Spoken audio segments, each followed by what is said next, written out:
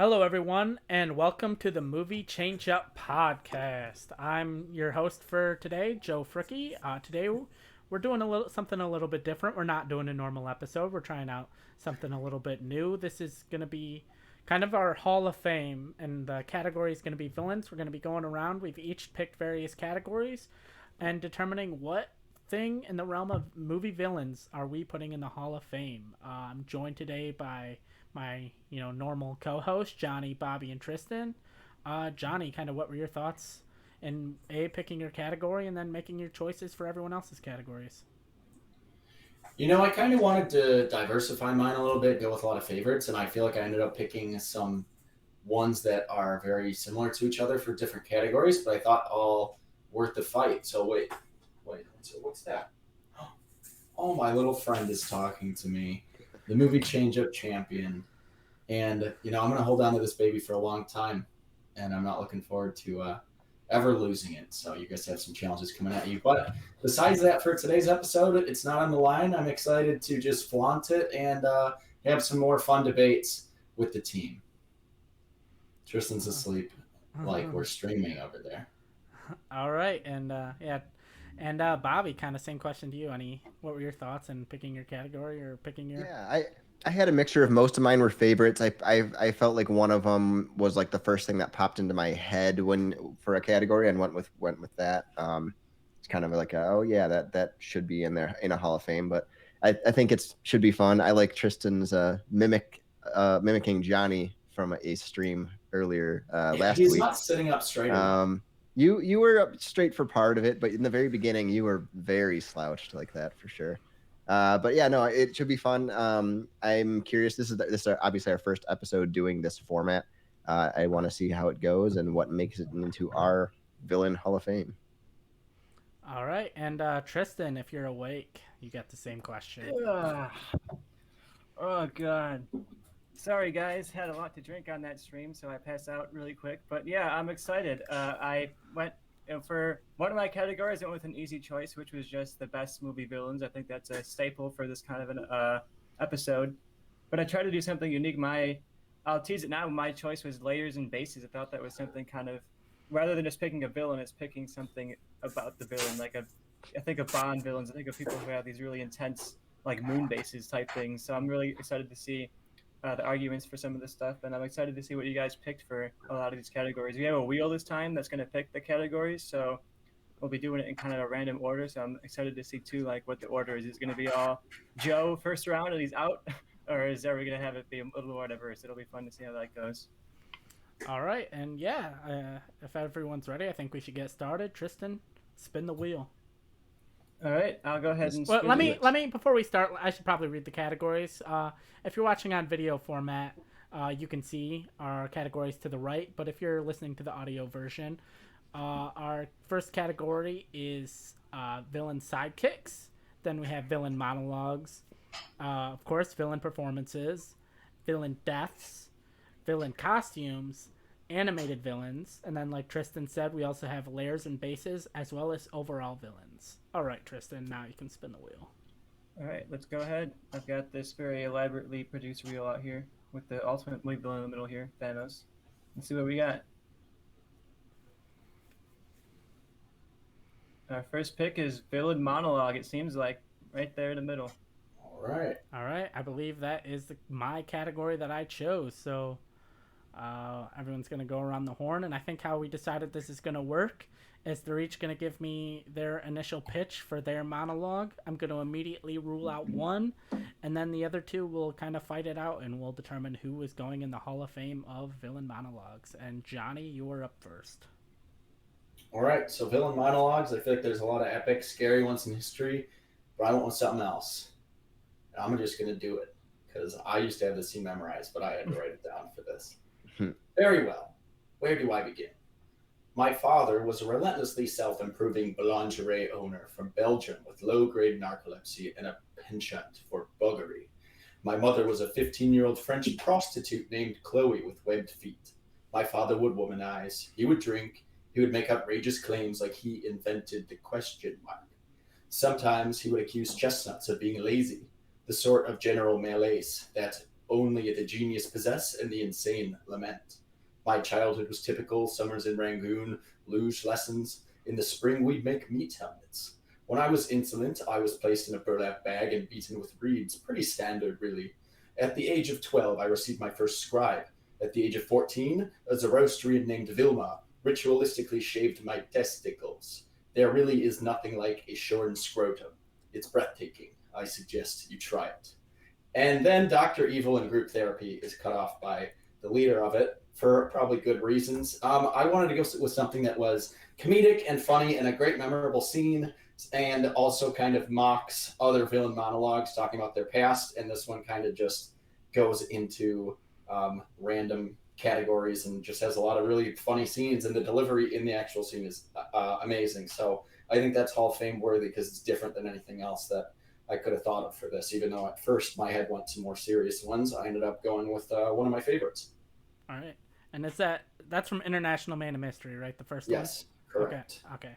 And Bobby, what monologue is your pick from? So I did not write down the monologue, but what I did was I went with one that I think this is the one I picked that it's like when I saw the categories, this is the first one that popped in my head, more of a I think this deserves into the Hall of Fame. And that is Rutger Hauer's speech as Roy Batty, the Tears and Rain monologue in Blade Runner. I think that is captivating, and he delivers it with such passion, and it is a really good like climax to the movie with his death there. In that scene, he put a lot of input into it. So just as an actor, it's a cool moment for him changing the script and kind of putting his own twist on it. Because overall, like I like Blade Runner. It's not as high on my list of movies as most people, but this speech is something that I'd go back and watch because the scene is fantastic.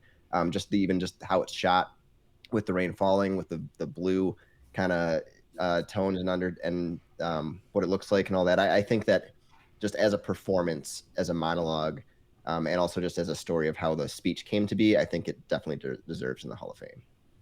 Okay. And Tristan, I think I remember what you told me your pick was, but Yeah, so for my monologue pick, I went with one that was also pretty serious and one that I think is like an ultimate kind of monologue that sums up a lot of what makes a villain monologue, and that is the Jack Nicholson monologue from A Few Good Men, the "You can't handle the truth" monologue. I could read the whole paragraph out, but I could not replicate Jack Nicholson's energy and performance of that scene. I think it embodies what I think a villain monologue really is, where it's him kind of confessing to his plan and him like changing the way that the hero views him and views the story. I think that is what kind of sets a villain monologue for what it is.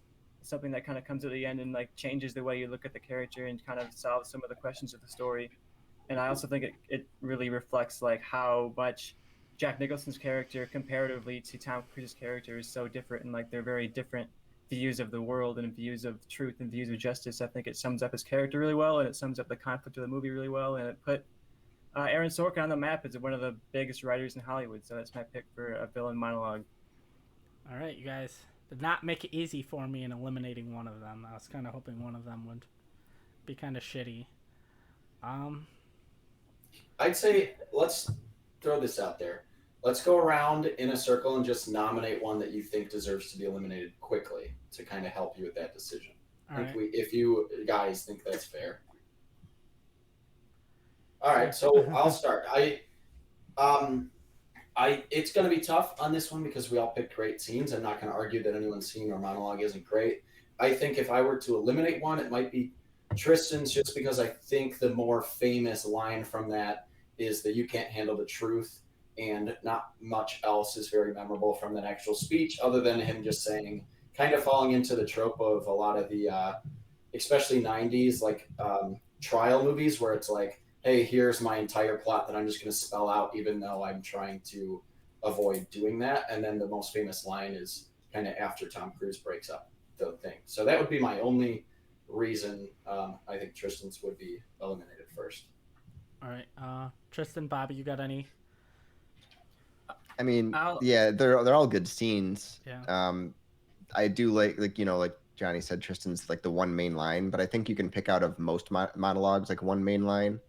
So I don't know. It's hard to pick just one of these three to quickly eliminate. You guys are supposed to be helping Joe. My position here is I think they're all good monologues, but the reason that I am going to go with Johnny's to be the eliminated one is that I don't think that's not the first thing I think of when I think of Austin Powers or even Doctor Evil. Like, there's several great scenes in that movie, and I think when you talk about Blade Runner, like within a minute or two, you're going to come to that monologue. You're going to talk about that line. You know, when you think about Blade Runner, that one line is like the one line everybody remembers. You know, like Tears in the Rain. That's something people always talk about. And same thing for me. Like, if we talk about Few Good Men, like, you're going to talk about that monologue. You're going to talk about that line. Whereas I think Johnny's monologue is not necessarily one that stood out among the many good scenes of Austin Powers. All right, Bobby, you got any thoughts to help me out here? Or did we just have two people All attack right. each other and leave me with no help?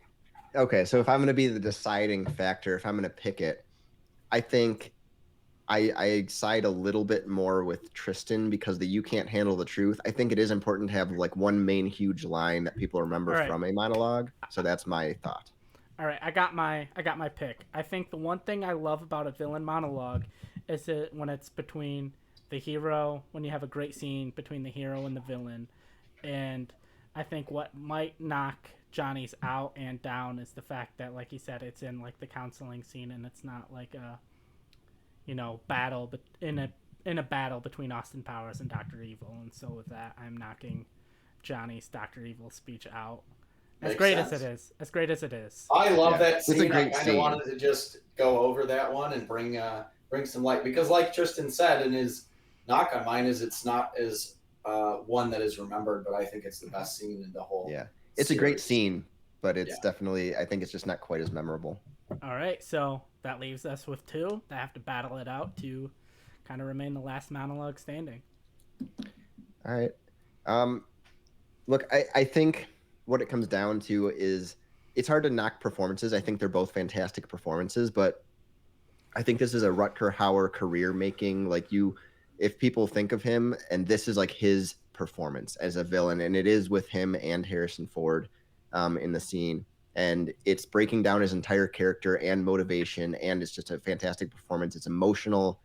He dies at the end of it, which adds to the drama going on in the movie. It's kind of the climax of that character. And I guess that's more my argument for mine. My argument for mine is that among Jack Nicholson's like dozens and dozens of memorable performances, he's done so many great characters in so many great movies. This is a monologue that stands out among all of his characters. Like, if you talk about Jack Nicholson's career, you're gonna get your chance to talk about this monologue and A Few Good Men. And sure, Rutger Hauer, like, this is an embodiment of his career, sort of, but I think it's more of a testament to the quality of the Few Good Men monologue that among all of Jack Nicholson's great characters, whether it's a Joker, whether it's like The Departed, whether he's had a huge range of careers, even in different genres, and I think the fact that this monologue stands out among so many of his great performances really shows like the power of that monologue in that scene. All right, Johnny, you've kind of been knocked out, and we've talked about this before. Any kind of thoughts on where you would lean? I think I picked Tristan's to be eliminated first out of the three of ours, but I knew mine was the weakest of them, and probably thought mine would be eliminated first. But if I'm picking between the two, I kind of go with what Joe said, and it's something I didn't really think about when I picked it. But a great villain monologue is something between the villain and the hero, and I think Tristan's is a little more effective in doing that. Bobby's is kind of just the villain talking before he dies. There's not a ton of interaction with him and Harrison Ford there. And Tristan's has the great interaction. It's kind of, like I said, it's tropey of trial films, but that is the movie you could argue that started that trope. So I think it is more influential than Bobby's scene, as great as it is, and the only decent scene in that whole movie as far as I'm concerned. But I think Tristan chose one that actually you could watch a film today and think back to it and be like, oh, they totally stole this from A Few Good Men. All right, and it might be because I spent a lot of my early days on YouTube watching those prank phone calls where they used video clips from movies, but I've always had an emotional attachment to the Jack Nicholson prank phone calls. Okay. It's a great scene. So I'm gonna go with Tristan, and he will win the monologue with Colonel Nathan R. Jessup of the United States Marine Corps. You want me on that wall, you need me on that wall. My original pick that I pivoted from to go more funny with it was the horror from the end of Apocalypse Now. I think is my personal favorite, but I wanted to go with something a little more comedic because I figured the other two would go a little more serious with it. So It's gonna be a good episode. We had 3 good picks already. I hope that Yeah. like the quality will keep up. Yeah. None Based of on the those are ones that I bad. got from you guys for my categories, it will be full of that, everyone. Cool. Yeah, my other category too. I like you guys' picks. Tristan, spin the wheel. All right, we'll see what's next. Next time I can turn the sound effects on. We'll get a We nice need little some Yeah. moment. Click, click, click, click, click, click, click. Yeah. We're landing on villain performance. Almost. All right. Yeah, made it performance.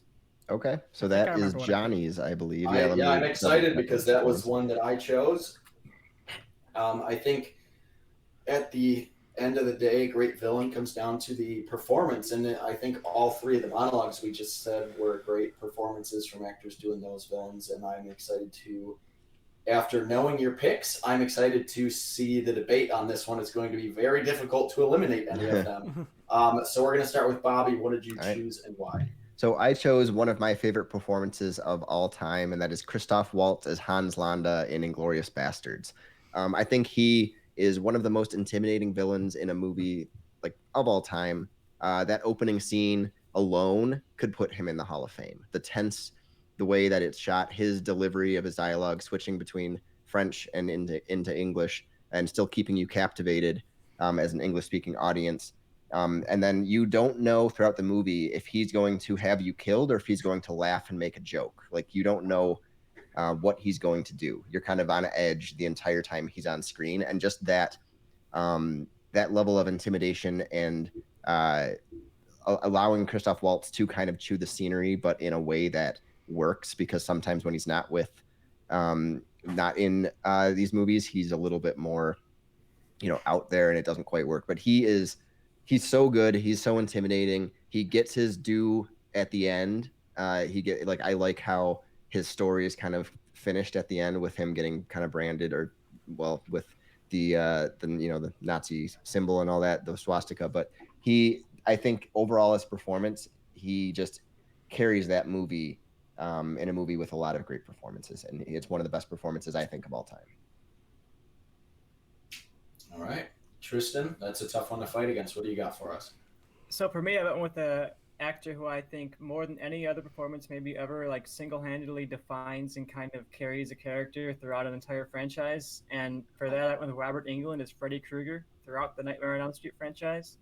I think that character could have been so dark and kind of forgettable, like so many other slasher villains. Like, no one talks about the performance of Michael Myers, the performance of any of the other horror slashers, but I think Robert Englund's become a horror icon because of his performance, and I think he was able to bring in that kind of comedic charm that I think ended up defining the franchise.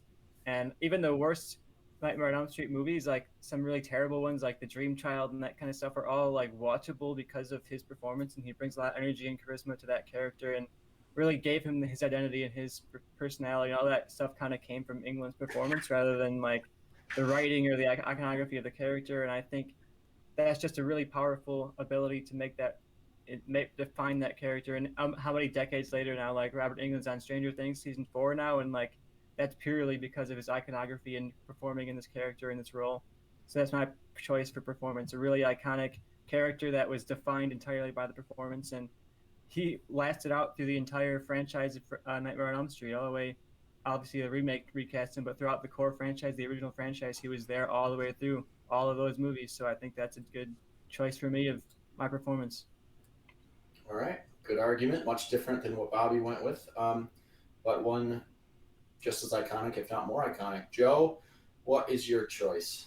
My choice, I decided to go with Sir Anthony Hopkins as Hannibal Lecter in Silence of the Lambs. He's, a limited amount of screen time in that movie, but he kind of dominated that movie. When you think about that movie, you think about him. He won an Oscar for his performance. He's basically, he could outsmart the hero, but he was also still, incredibly, there was a visceral kind of violence about him as well. He's locked in a cage. He couldn't get to the hero, but you were still scared of him. And I feel like that's kind of like if Hans Landa or any of these others are, not so much Freddy Krueger, but most, movie villains, they're locked in a cage. There's not really that much fear of them, but Anthony Hopkins, Hannibal Lecter, is locked in a cage, and you feel like he can get out, and there's that fear. So that's why I went with Hannibal Lecter. All right. This is going to be a really tough one because you guys span 3 different decades. We got 80s, 90s, and 2000s on here, and they're all some of my favorite movies, some of my favorite performances. Bobby, if you had to eliminate someone else's off the bat, what do you think you'd go with? I think because we're talking about performance and not iconography, I'd have to go with Freddy Krueger to eliminate. I think that, like, obviously it is a good performance, and it stands out, but it takes a lot of those movies to stand out. Like, there's a lot of bad in that franchise, and he doesn't necessarily save it. And what it comes down to is we have 2 Oscar-winning performances, and we have one that is more iconic, but the performance itself, I don't think, is up to the level of an Oscar level performance. Yeah, it's kind of where I was leaning as well. Tristan, defend yourself because it looks like they're both picking you. Which one would you eliminate out of them? I'll defend myself really quick and say that I think the iconography only exists because of the performance, and I don't think he'd be iconic without the performance. And I also wanted to pay tribute in my pick. Like, sure, you guys are like Oscar nominated, but I think there's more to a villain performance than just like a award-worthy performance. I think there's a element to villainy in movies that's like camp and kind of like over the top and fun, and I think Freddy Krueger brings in that kind of fun. If I was going to eliminate one, it would be tough, but I would.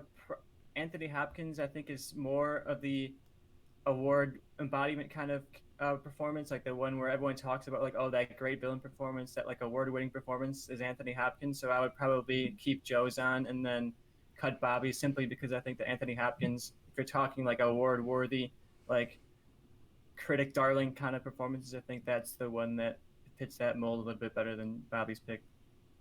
I would heavily disagree with that, but that's fine. All right. Here's my thing with it. This isn't Mount Rushmore. I'm not going by what's the most iconic and what's the most influential, although that is important.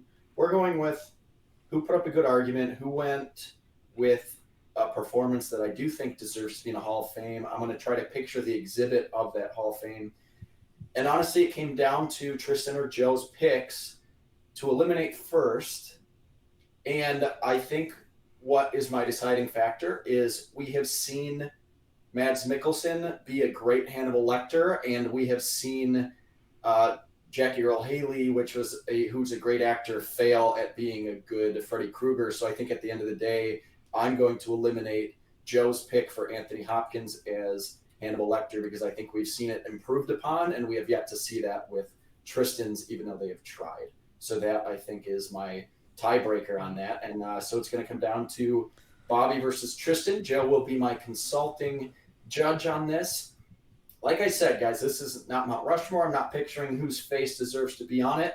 I'm going to a physical Hall of Fame. Which kind of monument in the Hall of Fame is going to really draw my attention more? The Hans Landa exhibit or the Freddy Krueger exhibit? That's what I want you to kind of focus on to sway me on this one. So, Bobby, you start. I think personally, just the presence that Hans Landa as a character brings to the screen in one single film is worthy of a Hall of Fame moment, instead of a character who a lot of people may not know who necessarily is under that makeup and that mask, and giving that performance. Like, it might look cool in a Hall of Fame, but I think as a singular performance in one movie with a full arc, I think what you get scene to scene is different than you get from almost every single villain in any movie, because you don't necessarily know what he's going to do. You have an intimidation level. He's funny and intimidating. Like, he can make you be so tense that you laugh when he makes a joke or trying to correct their Italian in the theater and all that. And I think that Freddy Krueger is an iconic villain, but it takes watching almost all of those movies to kind of get a grip of the performance and why it's so impressive versus one singular movie. I mean, I'll argue that the first Nightmare on Elm Street is one of the most iconic, like, watchable horror movies of all time. So you don't need to watch the entire franchise. But he didn't develop his personality as much until later, and then I'll let you go. And I also think part of being a villain is, like, of course, he has multiple movies to develop his character across, like, these multiple movies, and I think that's kind of impressive. Like, the fact that we've seen Anthony Hopkins, for example, like, come back throughout a couple of sequels, and he didn't really do a lot to enhance that character, to, like, add to that character. Whereas I think as a performance, it's impressive that Robert Englund was able to build that character and enhance that character and like add more and more personality as he went along. And I think you're talking about like an exhibit. I think it's much more interesting to have that he has like the effects on the face, like everything is like really built around that performance, and you could also lead into the fact that it's a lot of movies and like what you could. And when I look at an exhibit, you could have like every poster for every movie lined up on the wall, and you can have like here's Freddy Krueger's best scene from each of the movies, and like I'm imagine like a big tribute to like this large scale villain across a huge franchise. And my argument against Bobby's is that while it's a good performance, I would say that the best scene in the entire movie of Inglourious Basterds is one that he's not even in. Like the bar scene in that movie is super incredible and really tense and really scary, and he's not even part of that. The opening's better, but that is a great scene. And in the best scenes of Nightmare on Elm Street are all defined by his performance. They're all defined by Freddy Krueger. That movie completely and entirely bombs without Robert Englund giving a good performance. And if Christopher Waltz is just like fine in Inglourious Basterds, the movie's still going to be good. It's still got a bunch of great actors around it, and I think the entire Nightmare on Elm Street franchise hangs on Robert Englund pulling that role off, and he pulls it off more than just pulls it off. He kills it. No pun intended. The pun is always intended. Yeah. All right, this is a very tough decision. Joe, what do you think if you were judging? What would you go with here? So my thought is, I think a lot of Freddy, like obviously I haven't seen the Jackie Earle Haley Nightmare on Elm Street, but I think he's helped, I think, in like the terrifying and scariness by the look of the character, where I think if we're just judging based on the performance, I think everything from Hans Landa is the performance of Christoph Waltz. And I don't think Bobby should necessarily be hurt because the rest of his movie is great outside of Christoph Waltz, where it's not his fault that Quentin Tarantino, one of the best writers and directors, made his movie where, maybe some of the scenes outside of Freddy Krueger aren't great, but that shouldn't hurt Hans Landa. And I think if we're just looking at performance, I think Hans Landa is all performance, and where I think Freddy Krueger is potentially maybe helped by, the costume and the look of the character. So I would go Hans Landa. This is hard. What I think made my final decision, I was leaning one way, and Joe said something that kind of helped me out a little bit. If we were talking about overall villain, I think Tristan did a really, really great job of talking about Robert Englund, the whole franchises. It depends on him. But I think Bobby provided just a couple more examples of specific scenes and things that I would picture in the exhibit actually like playing. And talking about the opening scene, how tense that is. I think that if we were doing overall villain and you guys had the same arguments, I'd go with Tristan. But I think Bobby did a little bit better to argue for performance, which I didn't want to get lost in there, which Joe kind of reminded me back on it. So it's a very close one. I think all of them deserve to be in the Hall of Fame, but I'm going to go slight edge towards Christoph Waltz as Hans Landa because, again, that is his best performance of his career so far. All right. Got one in. All right. Yeah, that was I was leaning Tristan most of the way, but Joe kind of reminded me it's not all about villain, it's about performance, and it's not his fault that he's surrounded by great actors. I thought that was kind of a good point. So the consulting judge helped me on that one because I was thinking about the outfit and the character itself, but when I go by performance, it's hard to argue. Yeah, the villain performance later will be interesting. I know. Overall villain, you mean? Overall villain, and also another one later. Yeah, wouldn't it? So, yeah. All right, are you ready to spin the wheel here? I think we're good. Johnny's killing a spider, so spin that wheel. Yeah, while Johnny's out there killing spiders. Johnny's just being Green Goblin. Yeah, we might talk about him later. You never know. Dane DeHaan, you mean? What do we got? Because it's super small on my screen, so I can't see. Animated. We have animated. Okay. That's your category, right? My category. I don't even remember what I picked. Oh, I do now. Yeah. So animated villain. I thought that would be a different type of category to add to this list. We're going around the horn. I mean, Tristan's probably going to be judging the next category. Yeah. So, So Tristan, you're going to start us off. Give us your pick for animated, and then we'll go to Joe, then Johnny.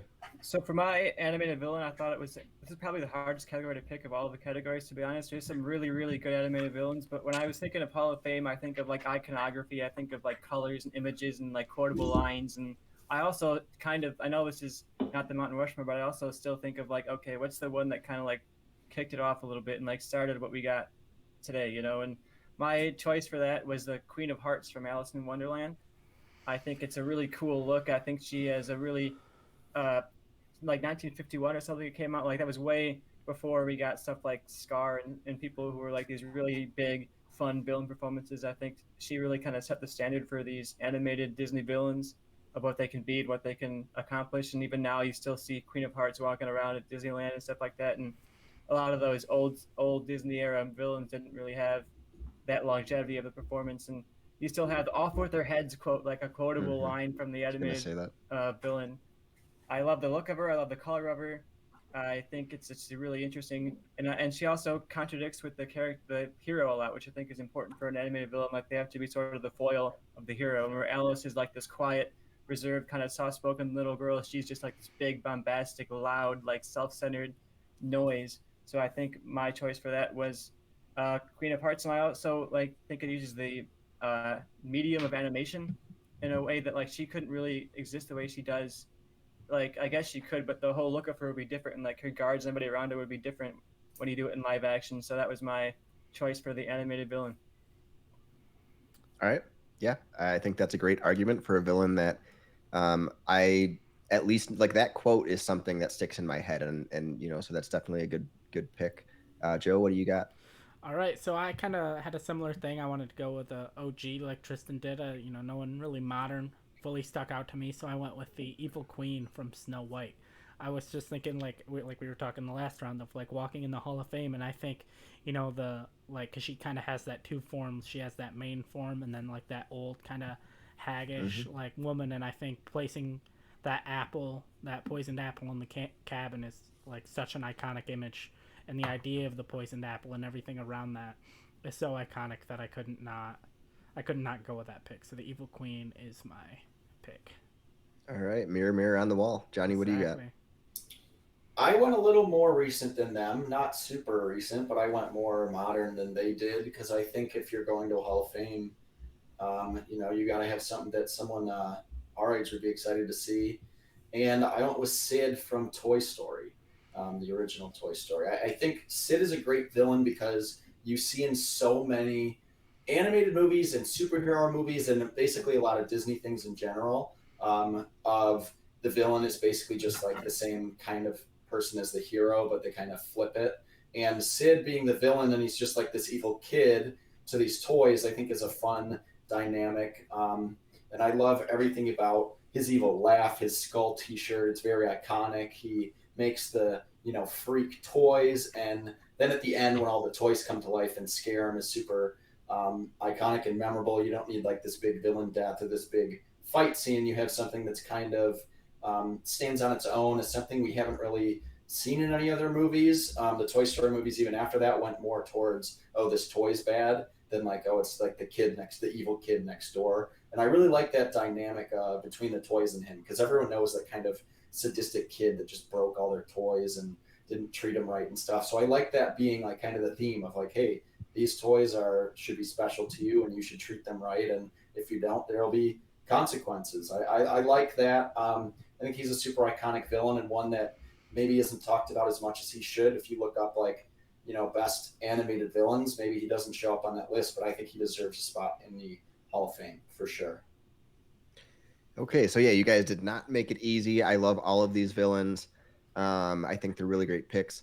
Uh, I don't have an initial thought. Like I kind of do, but I want to hear at least some of your thoughts on like, who you should eliminate first, and then kind of weigh that and go from there. So we'll start with Tristan and we'll go around.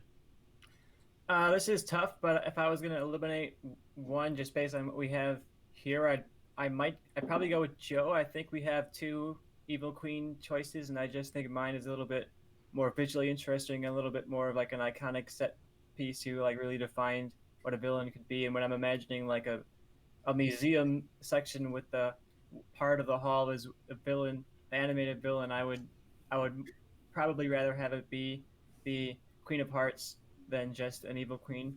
And I think the Queen of Hearts has a bit of a more interesting color palette and a more interesting look. So I'm just thinking of like the interior design of this Hall of Fame, and I'm leaning towards the Queen of Hearts. I think she just has a bit more of a cool look to her.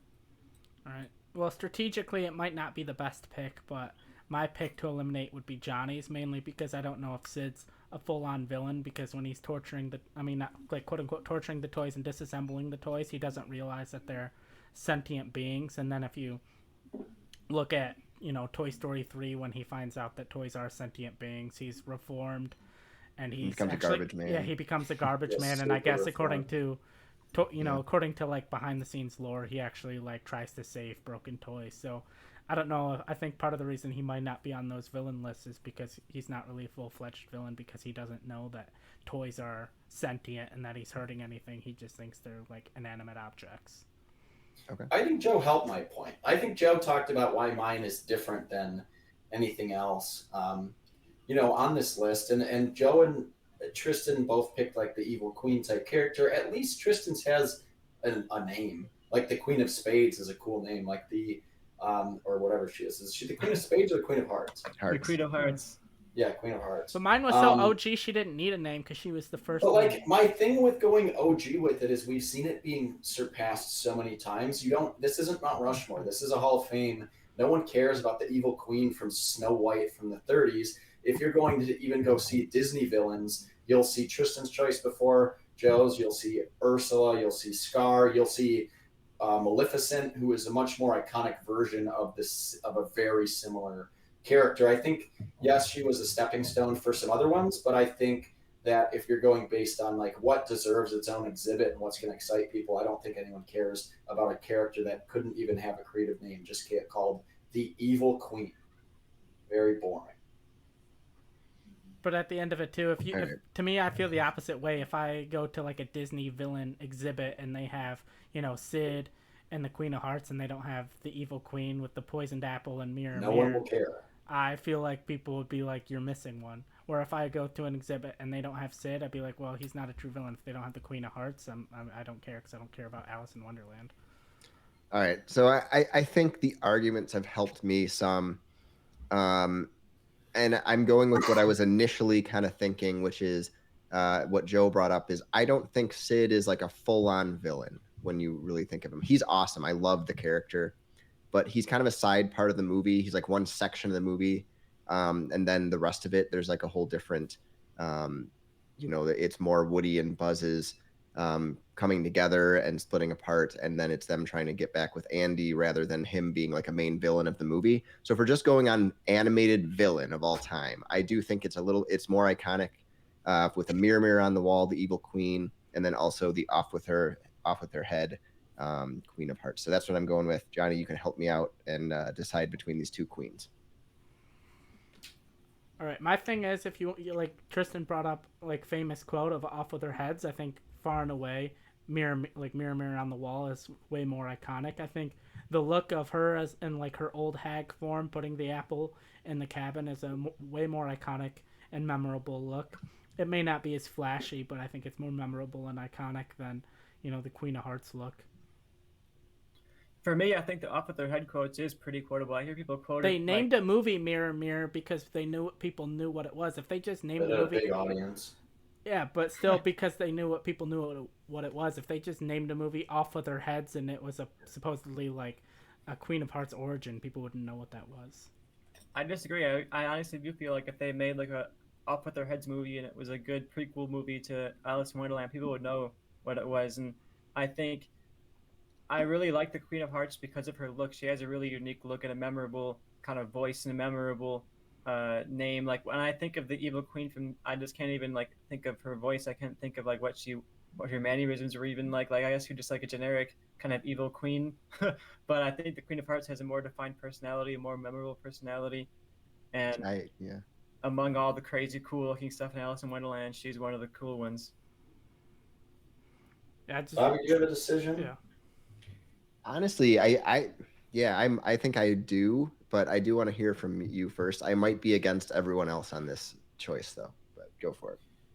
I think the thing with this is we've seen Joe's character done better more often as far as just the evil queen that wants to kill the princess, and we've also seen kind of the evil witch. I think we've seen that in Disney movies. We've seen that in 1,000 other things, and there's way more memorable ones. Yes, Joe's was the original, but we've gotten more iconic characters like that. There's a reason in the first Kingdom Hearts game that you don't go to the Snow White world, you go to the Alice in Wonderland world, because it's just a character that is more iconic. It looks more exciting. It's flashier. It's something that if you go to a physical Hall of Fame and look at the exhibit, I think it's something that would excite you. You could see all her little minions running around. And outside of the apple, there's nothing very memorable about Joe's character in terms of what I think. I've seen Alice in Wonderland maybe once, and I've seen Snow White multiple times, and I can picture Tristan's character real in my head way quicker than I could do any of the forms of Joe's character. Yeah, and so I think you definitely did help. I'm a lot closer than you on it for sure, because I can really picture the evil queen and the mirror, mirror on the wall, who's the fairest of them all. Like I can really picture that scene, her voice and the look of the old hag and all that. But I think visually, I think you're right, because Alice in Wonderland, I think I was putting it down in my head because that's not one of my favorite Disney movies. I have not seen it as often, but the Queen of Hearts is like one of the best parts of the movie for sure. And a lot more, like you said, visually kind of interesting. I can picture the minions. I have a more clear role in my head of what she's doing in that world than the evil queen. So I think I'm going to go with Tristan's pick with the Queen of Hearts. And she's making it into the Hall of Fame. All right. Lame Hall of Fame. I think Joe might have went with just a lot of like Mount Rushmore type of picks. I'll be honest, I had no picks from the 21st century, I'll tell you that. Yeah, see, this was supposed to kind of widen our horizons, you know. Yeah. We're just sticking with iconic. But who did we go with for performances? I forgot I was supposed to write these down. Hans Landa. So Christoph Waltz. All right. Bad call. And then this is our third one, yeah. So okay.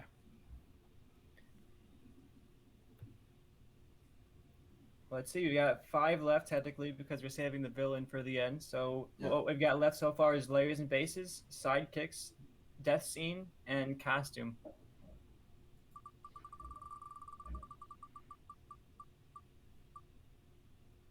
Ooh, we squeeze our way into sidekick, so we're going with villain sidekicks. All right, and that is my category, and it's kind of nice that we're doing this today because basically the original movie superhero sidekick, the actor that played Otis in the original Superman, Ned Beatty, died either today or yesterday. Yesterday, so it's kind of nice that we're doing this. Don't think anyone picked him, but apparently no one wants to go to Otisburg. So Johnny, you're up. Yeah, like I said, I'm going to be fighting an uphill battle with some of mine because I went with personal favorites rather than Mount Rushmore type of picks. I want to go kind of outside the box. I felt like that was something that this episode really lended itself to well. So I'm going with the great Hervé Villechaize as Knick-Knack from The Man with the Golden Gun, Scaramanga's little person minion and sidekick. And the reason I do is because this could so easily, especially if you know the culture of the James Bond movies, been something that was just there to be made fun of. But because Hervé Villechaize is such a respected actor and he's so great in this role, he is like a legitimately like fun character and kind of intimidating in some areas. I love his character motivation that's way different than most of the villain sidekicks we've seen. I don't like the sidekicks that are just out there to, live or die, I'm going to help my boss. That kind of says more henchman to me. Knick-Knack is kind of a sidekick because he helps bring everyone to Scaramanga's island. He tries to get Scaramanga killed because if Scaramanga dies, he gets the whole island. He gets all the riches of his master, but he's still very loyal to him. He doesn't ever backtrack on that promise. He really wants to fulfill his master's like kind of fun and games. And I think that's very exciting. And there's not really any like little person humor. They don't make fun of him for that in a movie that's full of a lot of bad stuff that doesn't hold up. Hervé Villechaize stands out as the greatest movie sidekick, in my opinion, because I think that's such an important thing with Bond movies, and I think that he is the greatest sidekick of any of the Bond villains. and he's so fun. Aye. Knick-knack, Tabasco. Aye. The first line of the movie. Fantastic. All right, Bobby, what is your pick for villain sidekick? All right, so Johnny and I were on similar but opposite pages on this one. Because I am also in the Bond franchise, and I am going with Richard Kiel as Jaws in The Spy Who Loved Me. He also is in Moonraker, but he's more of the villain sidekick in The Spy Who Loved Me. I think Knick-Knack is a fun character, and I do consider a henchman. Like, he's a sidekick of a villain. Like, that's another word for it for sure. And Jaws has stayed with pop culture as a historic Bond henchman, Bond sidekick villain, because he's the big intimidating guy. He's got the metal teeth. He showed up in multiple movies. He showed up in the GoldenEye video game, which everyone loved and played all the time as a playable character. And he's the big tall guy that no one really wants to use because he can get shot super easily, but he's the big giant. And yeah, he's a really intimidating guy. He's got for a villain sidekick, he has the look that makes him stand out. He's got the interesting metal teeth. You actually fear for Bond's life when he is in altercations with him. So he's an intimidating feature, not as much of a, like, Knick-Knack is like a fun little character. And I feel like Jaws is a more of a threat, and I think more iconic in Bond personally, because Odd Job, as far as I know, he is not a small person, but he large became man. but he became that for some reason in GoldenEye. Because of Knick-Knack. But he became that in GoldenEye, and I think people think of even Odd Job more than they do Knick-Knack. Jaws and Odd Job are the two most iconic villain sidekicks in the Bond franchise, so I think I picked one of those two. All right, and Tristan, I think I remember what you said your picks would be, but Yeah, look, I've seen practically none of the Bond movies. I've seen like a couple, a handful. So I did not go with the Bond movie on my pick. I went with some animated sidekicks, actually, and I went with Shenzi, Banzai, and Ed, the hyenas from The Lion King. I think they kind of embody what I think of as a villain sidekick. Like, they're the henchmen that the villain always kind of puts down and doesn't take seriously, and then they're like the ones doing all of his bidding. But of course, by the end of the movie, like, they've seen the truth of who Scar is. They've seen how little he regards them, and they turn against him. And they're the ones who take the villain down themselves. Like, Simba fights him and defeats him, but the hyenas are the ones that really take Scar out. And I think that's a cool arc for villain sidekicks. Like, they're on his side. They're always put down. They're always told they're nothing, and they're told to do what he tells them to do.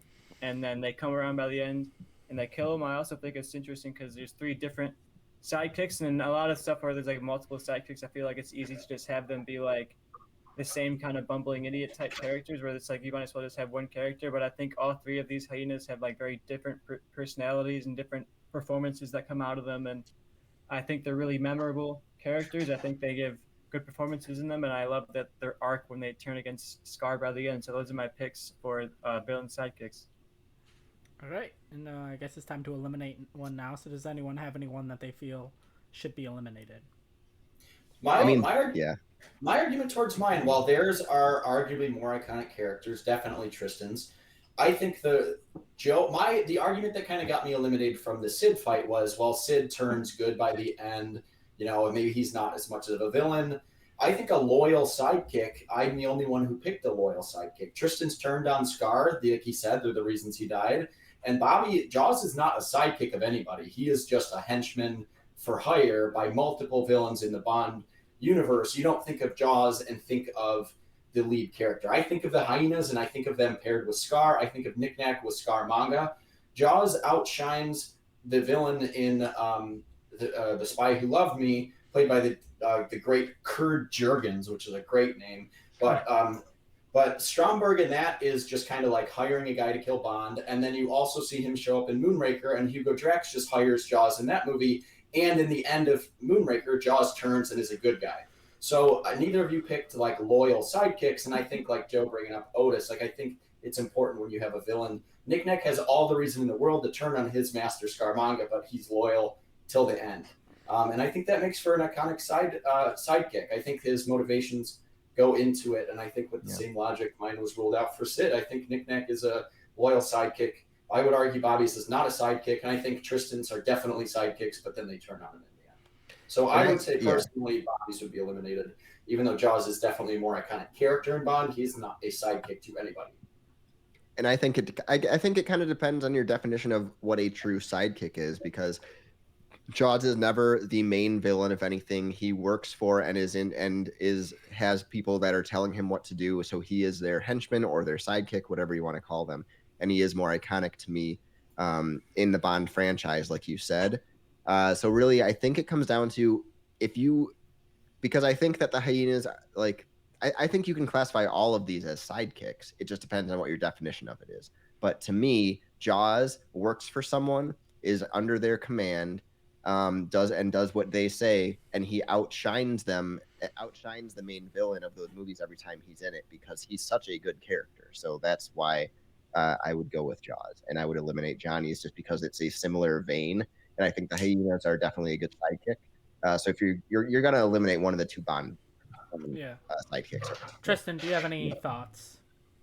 I haven't seen any of these movies, but I do know exactly what Jaws looks like. I haven't seen the movie he's in, but I've seen him, and I know the look of him, so I think that has the iconography. But I also do like Johnny's argument a lot of like his sidekick is like a legit sidekick. He's in one movie and he stands by his villain side until the end, and the fact that Jaws comes back in a couple different sequels, and I don't know, that might take it down a notch. But like I said, I haven't seen any of the movies that either of these characters are in, so I can't argue too much against them. But if you're purely going on iconography, I think Jaws has the iconography. But if you're going on like a very, very traditional idea of what a sidekick is, I think Johnny has that for sure.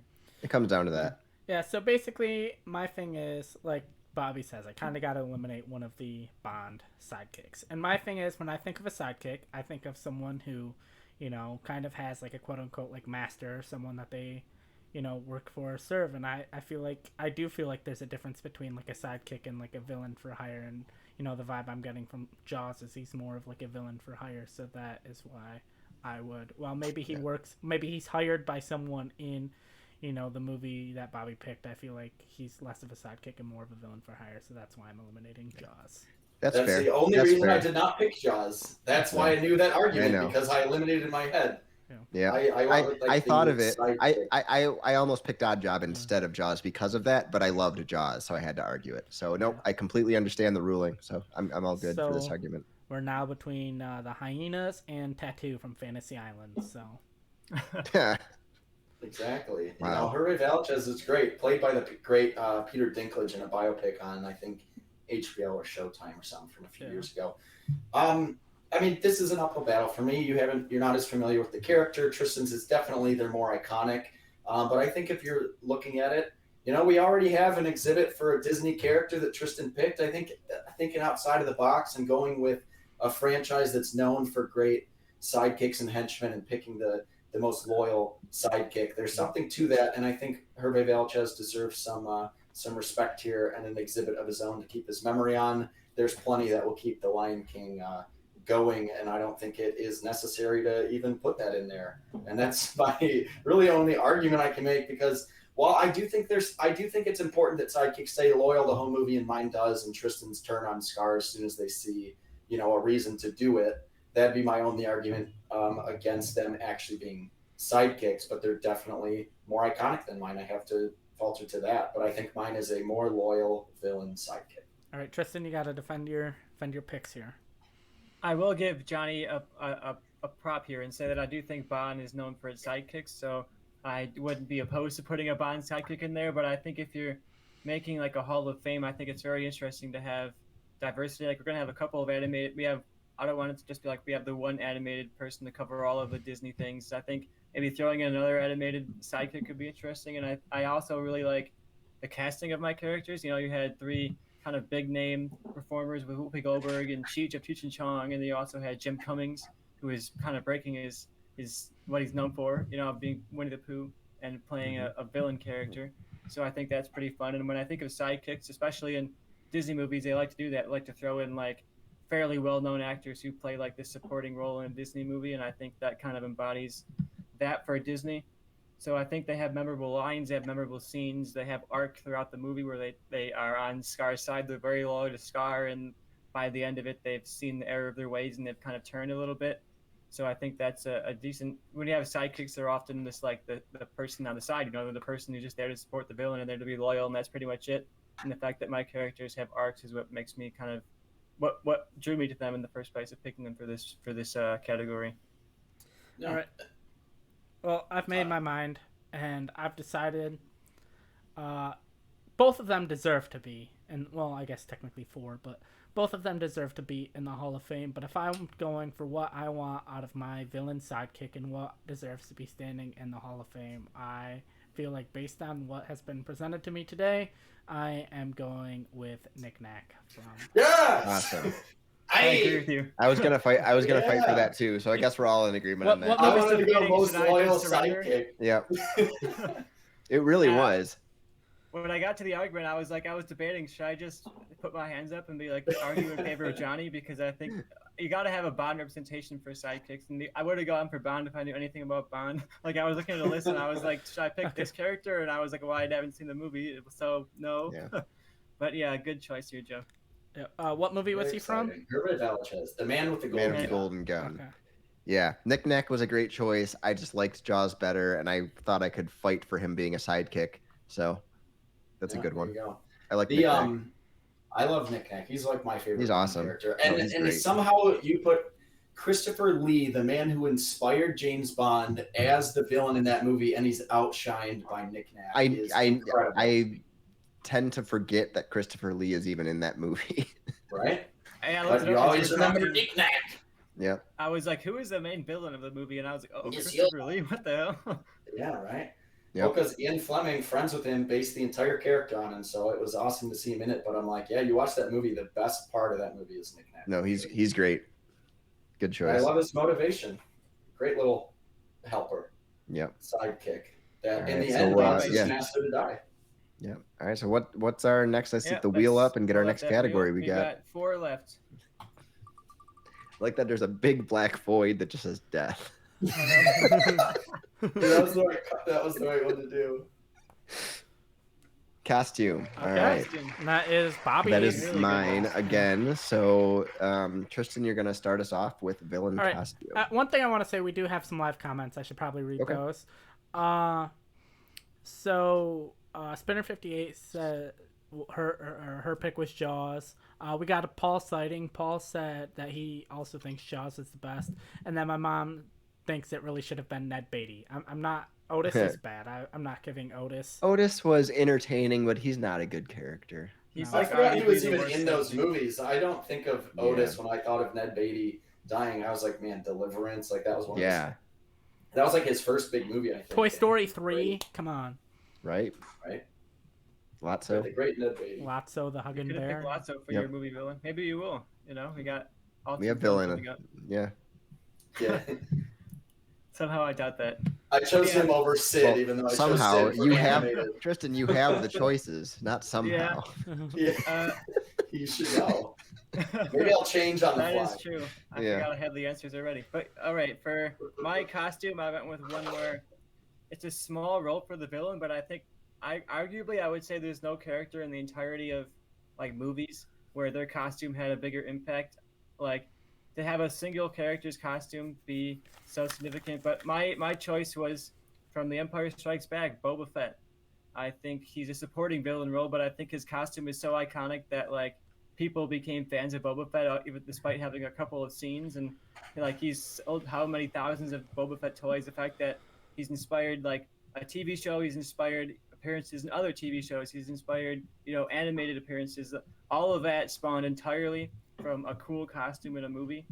And I think when you're talking about a villain costume, you want to think about like that iconography, that big memorable kind of look, and the fact that all the kids who watch Empire Strikes Back wanted to be Boba Fett for Halloween. They wanted to grab all the Boba Fett action figures, and I think a villain costume has that cultural impact, and no villain costume has impacted culture in any level comparatively to Boba Fett.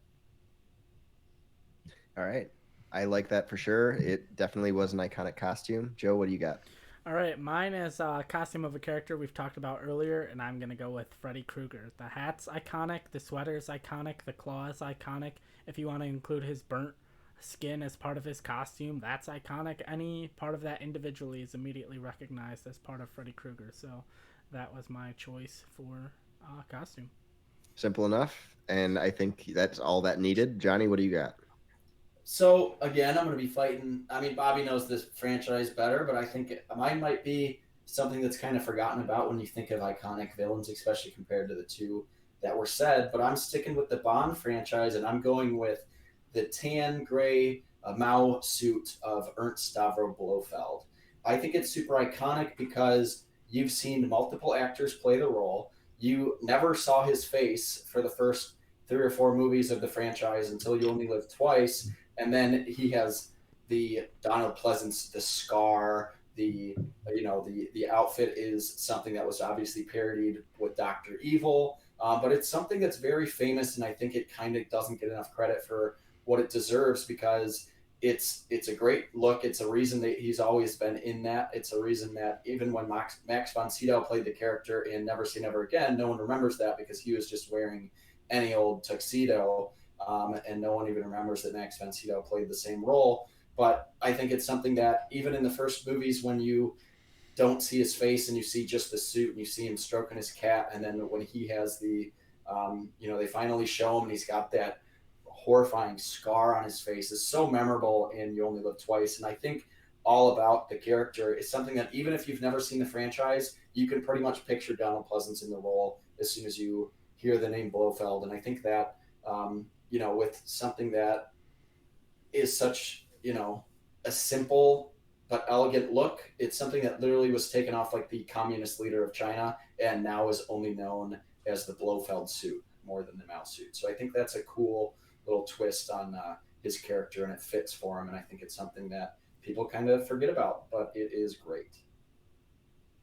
Okay, so I think instead of going around with the arguments, I think I actually do have my pick to eliminate. Do any of you have a rebuttal? Like, do you think that you should say at least one more thing about yours or about someone else's really quick, or can I just make my pick?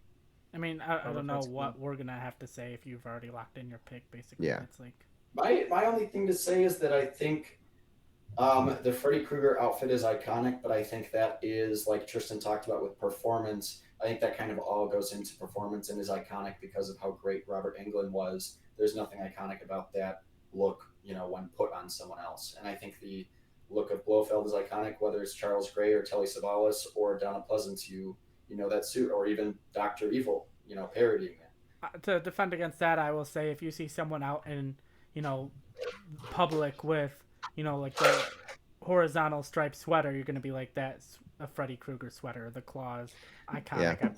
Yeah, Yeah. I think I've made my decision. I think that, look, I love the Bond franchise and I do love Blofeld as a character, but that costume, the costume itself is not iconic. I think the scar is iconic, and that character has shown up multiple times without that costume, and even without the scar. So it's not necessarily even his costume, because obviously we have Christoph Waltz playing him in Spectre, and And they that brought he back the doesn't have. scar And because of they that movie. right, yeah, but no, I think, look, I love Blofeld. I just don't think it's quite as iconic. I actually think Doctor Evil is more iconic than Blofeld at this point, look wise. That's So I fair. am going to go with eliminating Johnny and having Joe and Tristan fight it out, and I like both their picks a lot. So That's fair. I did not want to have to fight against those two for this because I completely understand. I had Bond on the mind, and I think I just wanted to give another shout out to one of my yeah, favorite understated outfits and no, theirs, I but though are I love it, definitely Johnny, something but you I see have to be fair cosplaying. about it. So, all right, let's go. You two. So we'll start with, because Tristan started last time, and we'll just go with Joe, then go down to Tristan.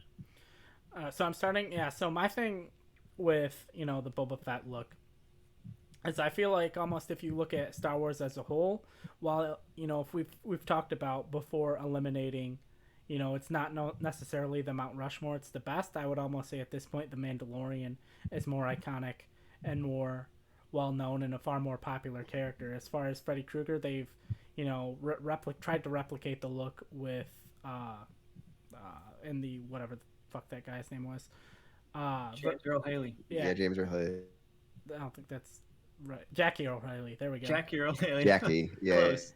Yeah, but I think they tried to replicate it with Jackie O'Haley. I feel like as far as Boba Fett, you could say maybe the helmet's iconic, maybe the jetpack's iconic, but everything head to toe about Freddy Krueger is iconic, from his burnt skin, his claw, his hat, his sweater. Everything about him is, the visual look is iconic. Where if you took the hat off of Freddy Krueger, you still recognize it as Freddy Krueger. You take the helmet off Boba Fett, granted technically it's still, if you had Tamura Morrison underneath, but you take the hat away, I don't know how many like non-Star Wars fans are like, oh, that's Boba Fett. I'll say that I don't think if you take any piece off of the Nightmare on Elm Street Freddy Krueger's costume, like it could just be a random striped sweater. Like if you're at a Halloween party and you see somebody walk in like a red striped sweater, and then you see somebody walk in a Boba Fett armor, like everyone's gonna recognize the Boba Fett armor, and it's gonna take some people a second to realize like, oh, that striped sweater, is that like from a thing, or what is it? And you talk about the Mandalorian, and I think like that costume only exists because of Boba Fett's costume. Like the whole idea of a Mandalorian, what it is, what the culture is, that whole history that's become like prominent lore in Star Wars only exists because of Boba Fett. And I think Boba Fett stands out among like dozens of cool characters in Star Wars. There's like that, especially in Empire Strikes Back, like in one scene there's like 10 cool bounty hunters, but then Boba Fett's the one that everybody wanted to be, and everybody wanted to get the toy of and get the costume of. And you can go to like Hot Topic and buy a shirt of the Boba Fett armor. Like you don't need the helmet, just like the green and brown kind of look is very much a Boba Fett like aesthetic. And when you buy Star Wars stuff, like they'll sell it with like a green and brown kind of color palette just because it's a Boba Fett, toy. I think if you're talking about cultural impact, like Freddy Krueger is a culturally impactful character and performance, but I don't think the costume. Boba Fett also had the help of being in one of the great, like, most popular film franchises of all time. If you want to include Freddy Krueger, he was. I mean, there's like Jason in that crossover, but he wasn't in this massive, other world. Essentially, it was just him leading his movie, so it's not necessarily a fair of a fight. But if you want to compare him to other 80s slashers, it's basically him and Jason are number two, and he's like stands out as the lead in his genre of an iconic look. I think I know basically. I think I know where I'm going. Johnny, do you have any quick thoughts? Yeah, I think on this one, I think maybe Tristan was maybe 3 steps ahead of the game somehow on this because he fought so hard for Robert Englund's performance. I think there's way more that goes into what makes Freddy Krueger's costume memorable than just the costume. I think the performance has a lot to do with it. And I think literally Boba Fett became this famous character solely based on his costume. He has nothing to do in the movies you really see him in, and he became a fan favorite solely based on how he looked. And I think if you're going by costume, you got to go by, visually only. And I think Freddy Krueger is iconic now because there's so many movies and because Robert Englund was great. But I think Boba Fett, right off the bat, people wanted to know more about that character solely based on the costume. If Freddy Krueger was just standing in a line of people with that outfit, no one would care. Yeah, and I do agree. I think that Freddy Krueger's outfit is fantastic. I think they're all really good picks, but Boba Fett, he had 2 lines at most in Empire Strikes Back, and he became this iconic character that everyone wanted the toy of, that they created the entire Mandalorian backstory because of his armor being so popular. So I think he is the embodiment of a costume being in like a cultural phenomenon. So I'm going to go with Boba Fett and put him in the Hall of Fame. He's no good to me dead. Yep, exactly. There you go. No disintegrations. Yeah, I wanted to pivot last minute, and I couldn't think of anything because I'm like, there's no fucking way that mine beats either of these two. I could have went with Jason, but he didn't have, he didn't. If you did, I would have been, like, what, Johnny? Yeah. The hockey mask in the first couple movies and stuff. So. Yeah. All right. That's fine. Cool. I'll accept that loss. You've got 2 categories left: one layers and bases, and one the empty black void of death. So let's see where we're landing here. I like that it's avoided death so far. Me too. Just for us, our Keep sake. going. Stop. No. Oh man. Okay, And death is no longer on the table. Yeah. Death. That's our choice. This is going to be an interesting one. Oh, Joe got the highlight. Joe is the star of the show. Hell yeah! All right, so I am the one who chose the big black void of death as a category, and we have 3 pretty different picks. So I'm interested especially with Bobby starting off the Yeah. category. Bobby, what did you pick for the most Hall of Fame worthy villain death of all time?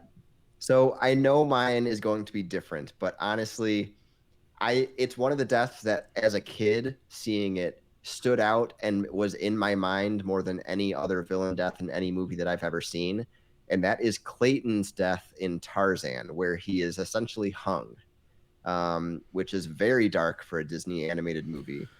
So to see a character who is this villainous character, but killed in such a brutal way as a kid, I think it stands out and is one of the most iconic deaths of all time. And as an animated death, definitely the most iconic. So I just wanted to bring it up and be like, okay, as a kid seeing, especially, it's a kid seeing it now where most animated things are so tame. Watching that death will scar you because you have a character essentially he falls off of the trees in the jungle, but you see him be hung and snap his neck in a Disney movie. So to me, that stood out. It's something that I picture all the time. So it may be a personal pick, but I think it's worth bringing up. And I think it would deserve to be in the Hall of Fame. That'd be a dark exhibit. All right, Tristan. This exhibit of just death. a shadow of a man hanging. Tristan, what do you got for us? I don't think there's a single death shot more iconic and memorable than Hans falling off the building in Die Hard. So that's my pick. Hans falling off the building in Die Hard. I think you talk about movie deaths. I feel like that's the one I always go to. It's like the fear in his face. Joe posted a nice viral TikTok of it a while ago of the fact that he didn't know what was happening to him when they shot this scene. So you get that kind of real performance out of this death scene. And I think a hugely iconic moment, something that's like parodied all the time. That's always in every list of like iconic movie deaths. And I think just hugely impactful, cool scene. Not much else to argue about it, but you think of movie deaths and I think of Hans falling off the building. All right, if you want to talk iconic movie deaths, we're going way back. Someone who said an iconic line as they were dying, and that's the death of the Wicked Witch of the West in The Wizard of Oz, as she screams, I'm melting," after Dorothy puts the water on her. And so that is my pick, the Wicked Witch of the West death in The Wizard of Oz. Well, shout out to Sean Bean. Really was hoping he would be represented in Bond. So many. We go back to the Bond, franchise. He has a great death as Alec Trevelyan, falling about 1,000 feet, then surviving and having every bone in his body like broken, and then a giant satellite falling on him and impaling him is probably the cherry on top there. All right, this is going to be Boromir also, an interesting fight. We'll do this quickly because I have an idea of what I think should be eliminated first. But Bobby, just real quick, if you were to eliminate one, what would you go with? Honestly, I think I would eliminate the Wicked Witch, because I think that, look, Hans Gruber, like that death, it definitely is like you picture him falling a lot more. The Wicked Witch, you almost kind of forget she dies because she just kind of melts into a puddle, and like disappears, because it's mine and Tristan's are more of they're dead, like they are straight up dead, and this is an iconic death. So that's where I would go. Tristan, do you agree? The reason I would go with Bobby is because I think it is a good death, but I do think there's a lot of good animated death scenes. Like, I do want to give him props for like that was a dark turn for Disney, and especially now Disney's like such a risk-averse, like boring company that does nothing interesting, and the fact that they hung their villain like that is so brutally, I think, is worth mentioning. If you were doing like Disney deaths or even animated deaths, that might be in the conversation, but I think me and Joe just picked much more impactful, much more visually engaging deaths, so I would probably cut Bobby's here. Yeah, if I were to go sounds like Joe agrees. I was gonna say iconic silhouette death. I would almost go Scar with him backed in the corner, the hyenas turning on him, and the silhouette of the hyenas jumping on Scar is like a more iconic, memorable death than Clayton hanging, which would be my number 2 pick for that.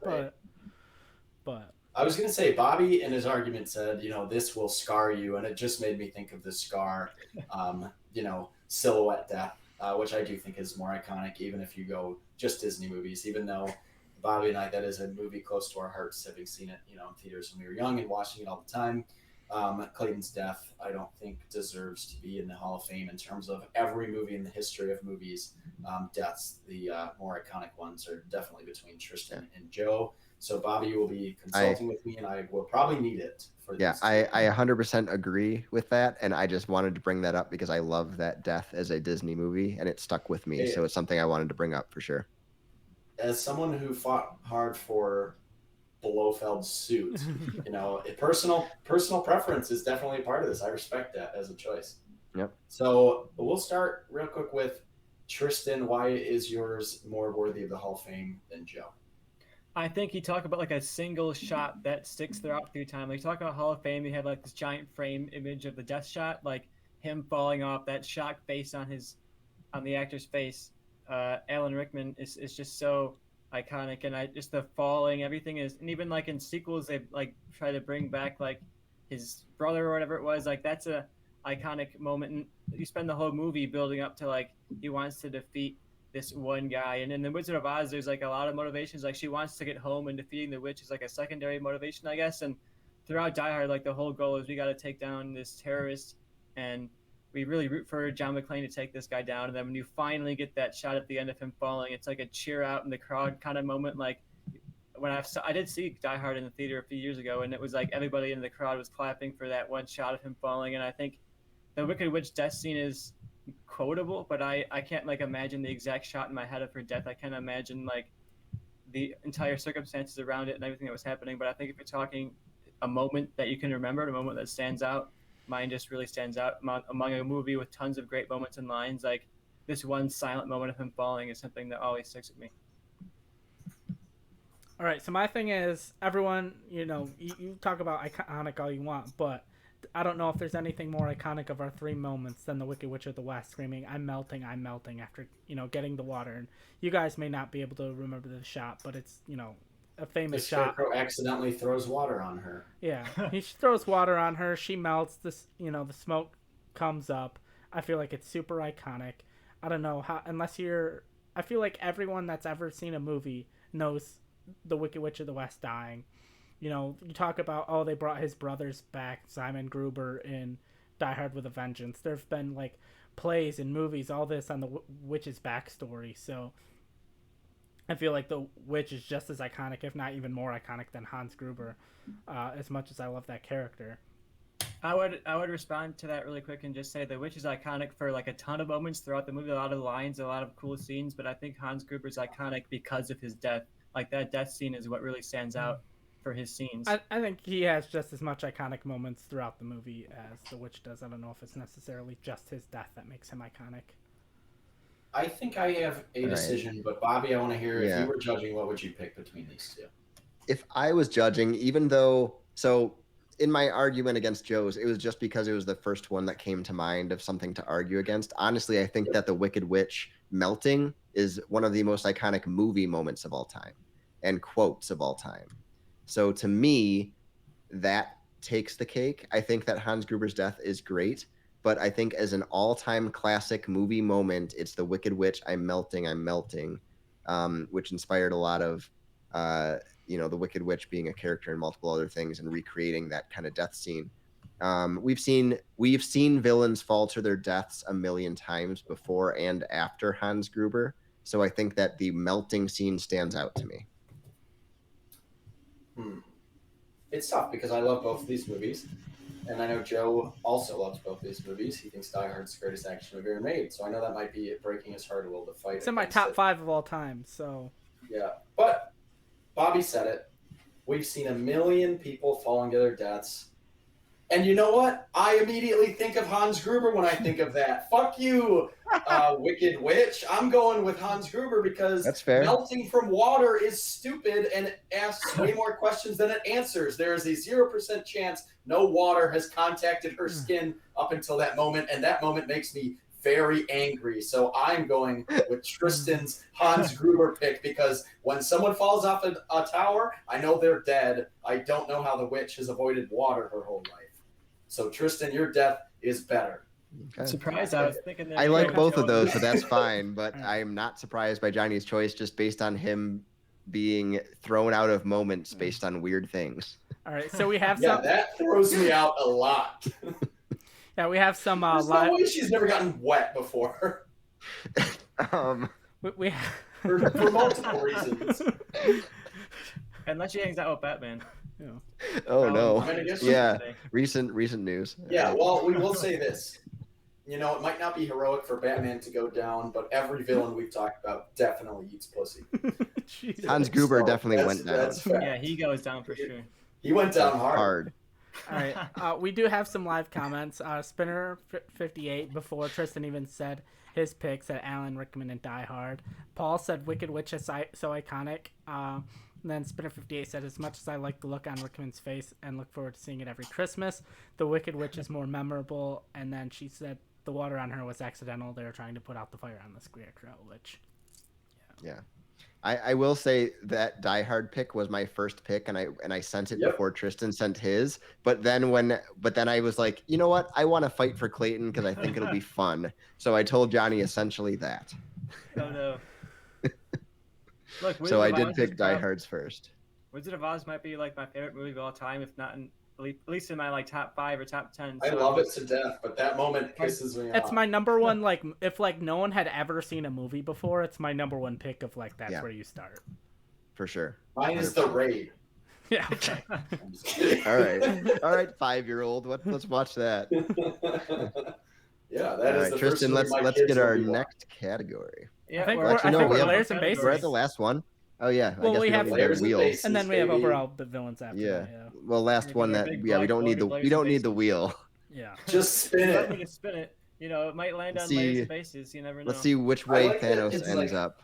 It's like Thanos snapping people out, you know. Yeah. Oh, what do you know? Layers Oh, and no. bases. Surprising. Layers and bases. We did it. All right, so I guess I'm up. Mine might be an unconventional pick, 'cause it's not maybe necessarily what you think of when you think layers and bases, but I went with Bates Motel from Psycho. It's where the main villain operates out of. It's super iconic. I think it's still on the Hollywood Studios tour. It's iconic enough they named a show after it, and people knew exactly what they were talking about. And so that is my pick, is Bates Motel from Psycho. All right. Well, it'll break my heart having to fight against Psycho. But I went with, this didn't go well for me in costumes, but I am going with Blofeld's base under the volcano, and You Only Live Twice. And the reason for that is because every movie that a villain has a secret lair or base, the reason for that is because of Blofeld's volcano lair. It's great in the movie. It's set up very well why people wouldn't find out where it is. It's the reason we have the villain lair in like The Incredibles and a million other things, mostly based out of volcanoes. And I think it's so epic for a villain to have that. A secret space shuttle underneath the volcano that opens up is really cool, very iconic. And even if you haven't seen the franchise, you've seen a million movies where a boss has, a volcano base. Just like anytime you see Dr. Claw with his cat and all these other villains with cats, Mr. Winkles or whatever the fuck his name is in Cats and Dogs, that's because of Blofeld. You have the same base type of setup for movies going forward because of this specific base / lair, not a hotel, motel. Yeah. All right. So for mine, I'm going with what is on my shirt, and it may not be the one you're expecting. I am going with Jabba's palace from The Return of the Jedi. I think that it is a super it's one of the best. To me, it's one of the best scenes in that movie, Return of the Jedi, where it's bookended by their best scenes in the beginning and end, and the middle's just kind of okay. But the reason it's so iconic is because of them entering Jabba's palace, Luke going in there, the whole trap door. You have Leia. You show a lot of the kind of landscape of the palace itself as you go in. You get to see his kind of decorations with Han frozen in carbonite. You get to see Leia as the slave and what's going on there. You have a cool break-in scene, an infiltration scene, which I think is cool to kind of see the entire base. And in Star Wars history, they've brought it back now. It's going to be featured in the Boba Fett series. That's where he goes into at the end of Mandalorian season 2. It's a I mean, also like the Mos Eisley, it's a hive of scum and villainy. I think it's a cool aesthetic. I think you get to see all the bounty hunters. You get to see them just hanging out, drinking, partying, having fun. And also with the kind of hint that they could all possibly die at any moment because Jabba could just have them killed. So I think it's a cool one. It's a palace. It's very grand. It's very cool. It's kind of this underground gangster kind of hideout for Tatooine, and I think it's a great location for a villain. I now know the struggle of having to pick on these categories. So Oh yeah, this is your gonna first be, one. Yeah, you get 2 back to back. Oh yeah. Yeah, 2 big ones. And look, I love all of these movies. Honestly, like I think I'm leaning a certain way for the elimination, but I don't want to give my hand away too much. I want to hear you guys' arguments really quick. I'll start with Joe. Which one would you eliminate if you were the judge? Yeah, I'm eliminating Jabba's Palace first because you have to listen to the nice Sice Noodle song when you go there, and no one wants to have to do that. Only in That's fair. in the the new versions. Yeah, Not well, the that's original. the canon version. So if you go there, you're gonna have to listen to that song, and that's a big knock against that layer. At least with mine and Johnny's, we don't have to hear shitty music when we go. Here's my thing. And while I agree I don't want to listen to that music in Bobby's lair, Bobby's is a lair. Bobby's is Jabba's specific palace. You fall in the trap door. You have booby traps. I think that is key to like a villain type of base or lair. While yes, it's just kind of the place he lives. I think I'm the only one who actually chose like an actual base or lair. Joe's is just a motel that he happens to be at. If And live at. It's his base of operations of killing people. But not by design. That's just where his mom lived. I think that he could go cause havoc anywhere that he brings his dead mother to. But I don't know. I think with mine, if I'm looking at what spawned like other memorable things, I think if you look at a volcano lair, you see that multiple times in history, and just like an underground base for a villain. You see like a villain with a palace with booby traps and stuff because of Jabba's palace, and you can't really say that anyone like killing people in a hotel like the movie Vacancy is like based in a villain lair because of Bates Motel, which is a very iconic place, but not so much a villain lair. Yeah, and that's where I don't want to go into a full argument because I agree, like with Johnny's. My first thought with the Bates Motel is it's cool, it's a fantastic movie, and the character is great, but I don't think of that as the villain's lair or base. It doesn't, like I said, like booby traps are one of the kind of definitions of like a villain lair that's become like in pop culture what you would expect. And I think that is kind of a key feature, and also just it's not a real world situation. A motel is just something you would go into in the real world and be like, oh, this is a motel. Whereas a volcano base and a palace on a desert planet for a gangster, like those are pretty massive scaled villain bases. So that's what I would go with. Joe, can you have a couple seconds to defend yourself? Why is yours actually a base? Because I mean, you could say a palace is like where he lives. I mean, Base of operation. Mine is a base of operations. They all live in their spots, so just because he lives there doesn't take it away. Because all of our main villains live in our spots. Maybe it's not the most conventional Not choice. mine. He doesn't live there. This is a lair. Oh. Well, either way, I'm sure he's taking naps there. But what's more greater than a lair than he doesn't even have to convince people to come to where he does his evil. Like they just come on their own volition, and I feel like that's almost makes it a better layer of his. He wants to kill people, and he has a situation set up where people just come to him willingly so he can kill them, and I feel like that's almost a genius idea for a lair. It's not flashy, it's not ornate or crazy, it's just like a simple plan. And you have Perfect. a 1-star review on Yelp. Well, Yelp For didn't your exist service. in the 60s Or whatever it's called. 1960. What is it? The bed and breakfast or whatever you go stay at. People have little houses that you go to. You don't want to find Airbnb. Oh, you mean Airbnbs? Airbnbs. That's the word I was looking for. 1 All right, star. This is tough. Me and Joe talked about this the other day, and he mentioned that he was going to do the base motel, and he was like, but does that count as a base? And I was like, oh yeah, that would count, I think.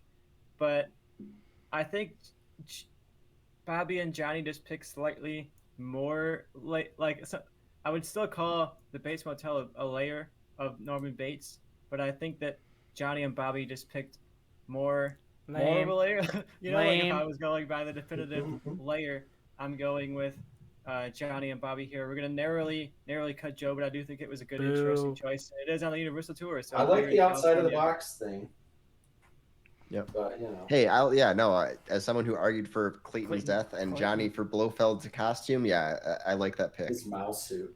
Yeah. Yeah. All right. So we'll make this kind of quick. I don't know. Bobby, I think, did pick a good layer. It has booby traps. It has the trap door. Mine has all of that and more. Mine is in a secret location. Most of the movie is Bond trying to find out where it is. I think it's key to have for a villain to be in kind of a secret lair and base. I like that trope a lot better than like everyone knows where Jabba's palace is. Maybe you don't want to go there, but it's not really a secret lair or base. And I like the secrecy in terms of like where a villain goes to kind of hide away and do their evil plans. I think that's kind of cool. It's kind of like, the Death Star, which is where I thought Bobby was going, even though that's more of a weapon or a space station, I guess. But the thing with mine is, you see a lot of it. Mine has the traps. You have the piranhas in the water that he hits a button and people fall down and slide into there and get eaten by piranhas. Without that scene, you might not have the Jabba trapdoor. You get a lot of the cool stuff. You get a space shuttle with a volcano opening and stuff like that. You get a lot of the famous iconic scenes. You explore a lot more of my lair. You see all of the cool elements. You don't see a ton of Jabba's palace outside of the trapdoor area that he falls into and Jabba's throne. You don't really get to see a ton of other areas that's explored other than maybe the Carbonite station. All right. So I'm going to make this very quick and say that as a Bond fan, it has to be Blofeld's lair. I was gonna pick that, but I knew Johnny would pick it, so I was like, I want to fight for something different. And honestly, Bond is known for its villain lairs, and that's the most iconic, and everyone has mimicked it and copied it. So yeah, give it to Johnny. Give it to the Blofelds because that would have been my probably number one pick. Is there a specific movie or? Yeah, it's from You Only Live Twice. Yeah, that one.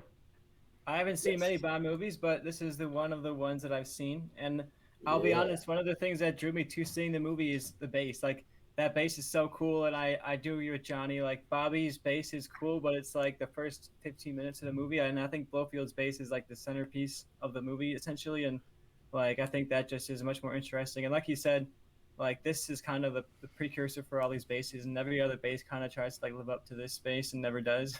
So I'm gonna go with the Blowfield Volcano bass, and I honestly was like, okay, if someone picks that, that's probably gonna win. And then of course Johnny picked it, and then it won. Of course, I couldn't even think of any others. Any other one I thought of, I was like volcano bass in The Incredibles. Wait, no, that's based off. No, that's based on Yeah.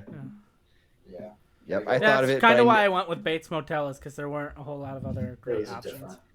Yeah, that was more of, I know Johnny's going to pick this one, so I'm going to pick something that I want to fight for. But as soon as Johnny started talking, I'm like, I can't not pick my number one choice.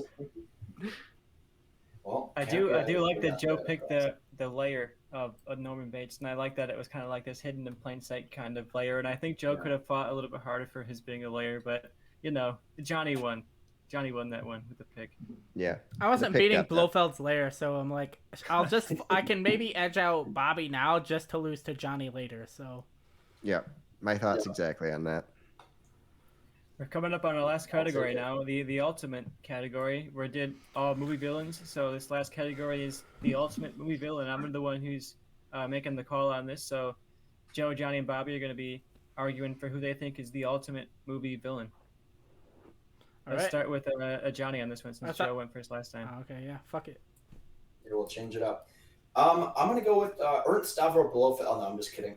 I think a movie villain, being ahead of your time is great. Spawning a bunch of things that's relevant to today is key. You watch all of the movies nowadays, whether it's Mitchell's vs. the Machines or Ex Machina or thousands of examples, even the Terminator. It's about robots or AI taking over the world, and that, I would say, started with HAL 9000 from 2001: A Space Odyssey. I think that is the greatest movie villain of all time because of the iconic lines, and all it really is the red dot that flashes on and off, and you get the great voice, and it's something that is still so relevant to today. You go back and watch that movie, it brings up a lot of the questions worth thinking about now that AI is so relevant and in today's culture. And I think a movie that came out in 1968 to really do that with a villain is awesome. And it also just spawned so many replicas and copies and had a lot of famous lines. And started showing humanity. It was afraid to die at the end of it. So you saw the AI growing and learning. You saw it read lips and things like that. That I think is really cool. So I say HAL 9000 is the Hall of Fame worthy villain. I like that choice. Where did you go with it, Bobby? You're muted. You're You're muted. muted. My bad. I'm good. All right, so I went with a character that I think is the most iconic villain from the most or one of the most iconic franchises of all time, and a villain that even if you've never seen any of the movies, you know that he is the villain of this franchise, even if it's not always true, and that is Darth Vader from Star Wars. I think the breathing, the intimidating costume and look, the original red lightsaber. The voice the voice and stature of the character, the combination of two actors portraying the character, James Earl Jones, obviously with the deep voice, and then I forget the actor who plays him in the costume, but I think the character creation is one of the best characters of all time. He's actually played by 4 different actors technically throughout the franchise. And I think that it just stands out above all the rest as the best, the most intimidating, and also one of the best character arcs also of a villain. All right, Joe, you're up. What'd you go with? All right, so I'm surprised we all went more like old school. I definitely went old school as well, and I went with the character I've talked about before, and I went with the Wicked Witch of the West. I feel like you talk about iconicness. She has iconic lines. She has an iconic look. You talk about like spawning other things. The whole idea of how we picture what a witch looks like stems from her look. She was, I believe, had like super pale skin in the book, and they decide because they're making it a color movie that they're gonna make her green, and so we've kind of pictured witches that way for basically any fictional witch ever since. Iconic enough that they've made plays and movies and all this trying to give her explain her backstory of why she is the way she is. An iconic enough death to be in consideration for a Hall of Fame. And yeah, that's why I went with the Wicked Witch of the West. I do have to make a correction and say 6 different actors for Darth Vader, by the way. Yeah, because Rogue One and other things. Yep. And 3 in the original franchise because of the death scene. Oh, yeah. All good picks here. It's going to be really hard to make this final call, especially because you guys all went in like very different directions. Like there wasn't one where it's like, oh, those are both pretty much the same type of villain, so we can delete one instantly. But I'm leaning kind of one direction, but not really. I'm pretty much split on you guys, so I want to hear some arguments. Briefly, start with Joe. Which one would you eliminate of the other 2 options? My thing against Darth Vader is more, I know Bobby was talking about character arc, but especially now with the prequels and all that, I see him more as like a tragic character because he starts as a hero in his journey, ends as a hero, and it's more just like a hero that lost his way. If you were like born when the original trilogy came out, I can understand separating Vader from Anakin, but I think at this point he's more of a heroic character that has a tragic story rather than a villainous character, and that's why I didn't pick him. So that would be my choice for elimination. Yeah, Darth Vader has an iconic look. He was based off a lot of the samurai films. So you see that in his armor and wielding the lightsaber and stuff. And but I think a key to villain motivation or to a good villain is the motivation. And Joe's doesn't really have any as far as Revenge for her sister. I know it's an older movie. Yeah, but she's known as like the Wicked Witch of the West before her sister dies. It's just like, hey, she's evil. I think that's fine, like especially in older movies. And if we were doing a Mount Rushmore, I think she does go on it. But again, we talked about I can't stand how she dies. I think it's kind of a lame, ex machina type of ending to it, especially since it was an accident. And if you go Deus Ex Machina, and if but speaking of Ex Machina, if you go by things that are still relevant, it's AI taking over and learning for themselves and deciding that humanity is the problem. And I think mine at least has a motivation that sticks up. Bobby's is a space Nazi. which is still relevant to today, unfortunately. And Joe's is just kind of an evil witch in a fantasy land. So I guess I'd go eliminate the Wicked Witch on this, just because I think she's, like the Evil Queen, been surpassed by other witches and villains in pop culture and movies.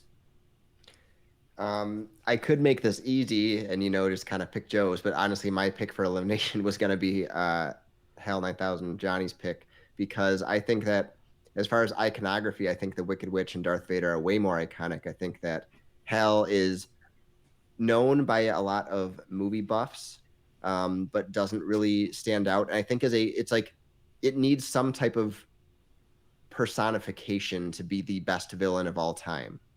Instead of just being an AI with a red dot, I don't think that holds up quite as much to me as far as but like the look of the Wicked Witch, the look of Darth Vader, the performances of both. You can picture their voices. You can picture them as a figure versus just a voice over the intercom or a red light. And as far as Darth Vader being a villain, I mean, that is what he is known for. He is the villain of the original trilogy.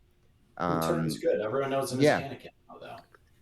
Right, at this point, but honestly, and then again, he shows up in Rogue One and is the most intimidating and best part of that movie as well, and has such a crazy scene. He's known as one of the most iconic villains of all time. I think he needs to be at least in the conversation between the two finalists, no matter what you go with. And I would eliminate personally Johnny's pick.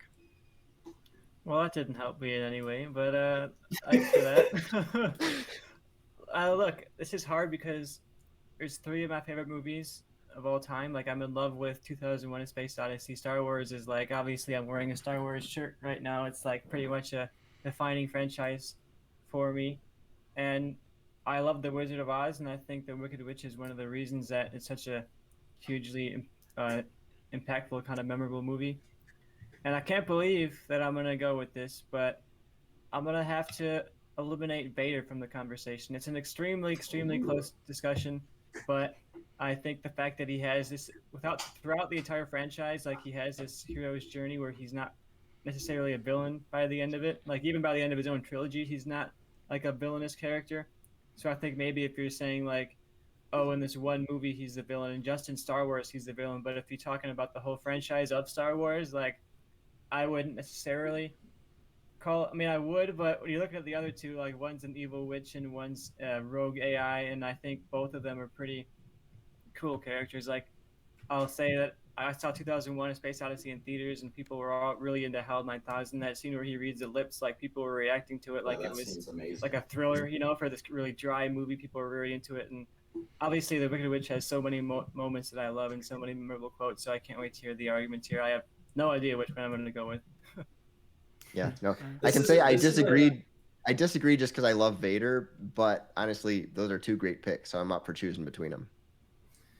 This is a fun fight because Joe famously probably said on this show, not a fan of 2001: A Space Odyssey. Joe's one of the haters, but we're both big fans of Wizard of Oz. My problem with it is, like I said, we're talking about Mount Rushmore. I think Joe's definitely deserves to be on, even though I would argue mine does as well. Even though instead of a face, it would just be a dot on the mountain.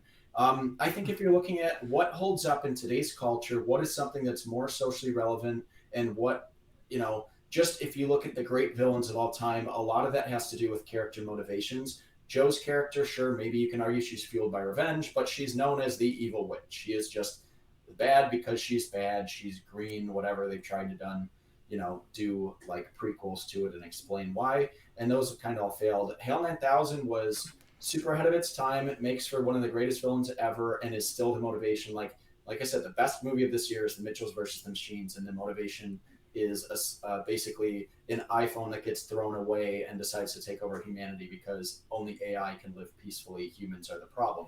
That's something that you see in the Terminator franchise. You see in every other famous, franchise that you don't have without Hell 9000. You can't look at any franchises that are going strong today or big movies coming out today and crediting the Wicked Witch of the West because of the great villain in modern day film. All right, my defense for the Wicked Witch of the West is number one, like I said, the look, but one of my knocks against Hal would be that, because of the anthology aspect of 2001, he's not really in throughout the whole movie, where the Wicked Witch of the West is throughout the entire movie. I would also say one of the things we've brought up before is like, what would the exhibit look like? I feel like Johnny said the exhibit for Hal would just kind of be like that dot and that kind of like rectangle with the red It circle. would And talk to you. It'd be sweet. and then You'd like the interact with Wicked it. Witch of the West, you'd have like the costume, you'd have the broom, you could have, you know, flying around cackling. I feel like that would be A sign that says no food or drink. yeah, exactly. See, water. we're building the exhibit as we speak. I feel like the just like the iconic voice of the, you know, the performance of Margaret Hamilton as, you know, the Wicked Witch is iconic itself. You just have all the lines like where Dorothy's screaming for Annie M and the Wicked Witch pops in and she's just like, Annie M, Annie M. You have, I'll get you my pretty and your little dog too. I'm melting, I'm melting. I feel like how the main one that sticks out, you know, for me is, or he just has like one or two iconic lines, especially in just like a small part of the movie, where mine is a main villain throughout the entire movie. I would, my real quick one before Tristan makes his decision is, I think you do have famous lines, and Bobby talking about monologues earlier, going with Rutger Hauer and Blade Runner. I don't think you have that scene without the death scene of Hal being shut down and showing fear and showing humanity. That was something that you saw so much in culture that spanned all these sci-fi franchises. With that, it's a very similar, and you could dissect both of those kind of monologues of, you know, Hal showing fear and saying I'm afraid to die, and then, you know, in Blade Runner having that really famous scene of the Blade Runner, you know, dying and kind of showing humanity. And I think that mine just spawned more iconic roles that are still relevant, like I said. Yeah. And mine, with specifically my villain, people have been trying to explain the witch's backstory and, you know, a bunch of different stories. So there's still a connection to this specific character, even though the character has existed in film for 80 years. Look, this is real hard because I love Wizard of Oz. I think it's a very iconic villain, and like you said, like we've seen stuff like Wicked that goes and tries to explain that origin story. And I love Wicked. I think it's like an incredible musical. I think it was the first one I saw, and I like really fell in love with it, and it was kind of like a gateway into liking musical theater for me.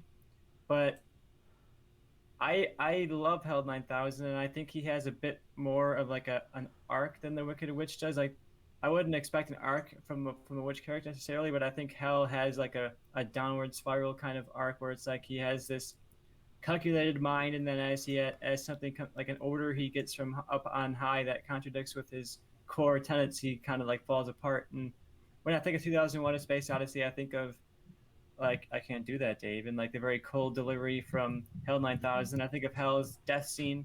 For comparing death scenes, I think Scarecrow accidentally knocking some water over is not as cool as the protagonist of the movie working against all of his odds to survive and slowly pulling out the pieces one by one, and you hear Hal's voice like decaying and saying, I feel it, Dave, I'm dying, and his voice just kind of slowly dissolves. So I don't know, it's a kind of a shock compared to the three that were up there, but I'm going to go for the best ultimate movie villain. It's going to be Hell 9000. Okay. Yeah, buddy. Right. All right, so that brings I was us... excited for that one. I was going to go Blofeld. Then I was like, nah, can't talk about him 80 times. Every category is Blofeld. All right. Next time. All right, so that brings us to our first ever Movie Change-Up Hall of Fame class. And our Hall of Fame class in the realm of villains, we have Jack Nicholson's monologue as Colonel Nathan R. Jessup in A Few Good Men. We have the performance of Christoph Waltz as Hans Landa in Inglourious Bastards. We have the Queen of Hearts from Alice in Wonderland. We have Nick Nack from The Man with the Golden Gun, played by whatever his name was. Hervé Villachez. There we go. Hey. We have the Boba Fett costume from The Empire Strikes Back. We have the death of Hans Gruber in Die Hard. We have Blofeld's... Clean up. Yeah. We have Blofeld's Lair from You Only Live Twice. And we have Hal 9000 from 2001: A Space Odyssey. Look, if I can't let me change it, but at least I can do good here. Yeah. I got nothing. This is so reflective. Look how reflective it is. So, yeah, I see your computer. Yeah. It's like a mirror. You're revealing a studio. Yeah. Hopefully next time we do a Hall of Fame, I'll get one on there, but goddamn. That was really fun, though. It was so hard to make that final call. almost going towards Joe because I was like, I feel like Joe hasn't even gotten one yet. And I did not. But That's yeah, what I Hell get That was another for. character. That's what I get for Joe went immediately. all Mount Rushmore picks. He should have Yeah. went more personal, that you Yeah. can fight behind. I went Hale because he's Yeah. one of my favorites, Yeah, basically, I'm like, I just went for like the most iconic look every single time for all of my picks, except for Bates Motel, because it's not really like Bates an Motel was iconic. a good pick though. Yeah, there were no like terrible picks. It wasn't one where I was like, well, that was bad, or that's obviously the deletion. Like even the ones where it was pretty obvious which one was gonna go, it was still like a good pick. It wasn't just a terrible choice. Yeah, I agree for sure. Yeah. I like when people fight for their own personal choices because I want to hear their arguments against maybe what might be more iconic, but still, it's like you're gonna have a little bit more passion if that's your love and your pick because it's your movie you grew up with or what stands out to you the most. So it's always fun. Yeah, for sure. Anyone have any other final thoughts on? Go see Cruella, great villain origin movie. Yeah, or don't. I haven't watched it, but I saw it. It was alright. Bad. I had a really good time with it. It's entertaining and Emma Stone's great, but the plot's terrible. I'll give a shout out to Dave season 2 on FX and basically Hulu if you have a streaming service. It is coming out I think next week. I just rewatched season 1 last night and today. That show is incredible. It's about Lil Dicky, and you never would expect a show to be so heartfelt based on what people would consider like a parody rapper, but that show is really funny and very heartfelt and really well acted, and I highly recommend Dave if you've never seen it. and I will say if you are a Superman fan or a comic book fan, check out Superman and Lois. I know it's on CW. I long given up on the CW DC shows, but I'd heard people praise it who had also given up on the CW DC shows, and I decided to check it out, and it's kind of a new, interesting, and different perspective on Superman, and I really like Tyler Hoechlin's performance, so I will say if you enjoy Superman, to check out that show. And I would say go see In the Heights. I think it's fantastic. Even if you don't like musicals, I think it's going to be a delight and joy. I know Johnny gave up on it based on the trailer, and he's not a big fan of musicals in general, but I think it was really well done. It was amazingly directed, very well performed. The music's great, and the story is really good. So if you just want to smile, I would go see that movie. All right. I also recommend The Heights. Great movie. See it in a theater if you can. Yep. All right. I'm going to just watch it, I've decided, by the way, because I love the cast and the director, but I'm very not looking forward to it. If you have an open mind, you might be surprised. Yeah, I definitely go into things with open minds. At least you're self-aware. Sounds like you. At least you're self-aware. All right. Have a nice night, everybody. See you later.